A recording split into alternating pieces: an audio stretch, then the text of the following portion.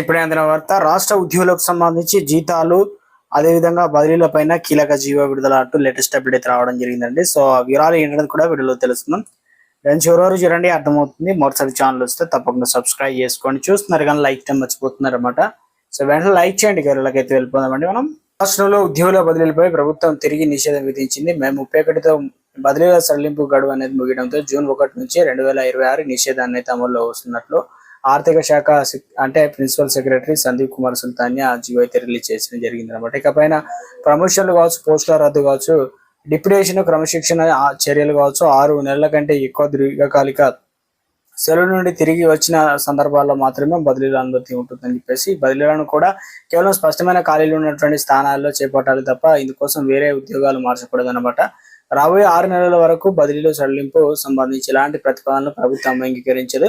భవిష్యత్తులో ఏవైనా అత్యవసర బదిలీలు చేయవలసి వస్తే ముఖ్యమంత్రి అనుమతి తప్పనిసరి. అలాగే ప్రస్తుత స్థానంలో కనీస ఏడాది సర్వీస్ పూర్తి చేసుకున్న ఉద్యోగులకు సరైన కారణాలతో ఆర్థిక శాఖ అనుమతితో ఖాళీలు నియమించాల్సి అయితే ఉంటుంది కాబట్టి నిబంధన ఉల్లంఘించిన ఖాళీలు అంటే బదిలీలు జరిగితే సదరు ఉద్యోగుల జీతాలు బిల్లులు నిలిపివేస్తారనమాట. అన్ని ప్రభుత్వ శాఖలు ఈ ఆదేశాలు ఖచ్చితంగా పాటించాలని ఉత్తర్వులు అయితే స్పష్టంగా పేర్కొన్నారు.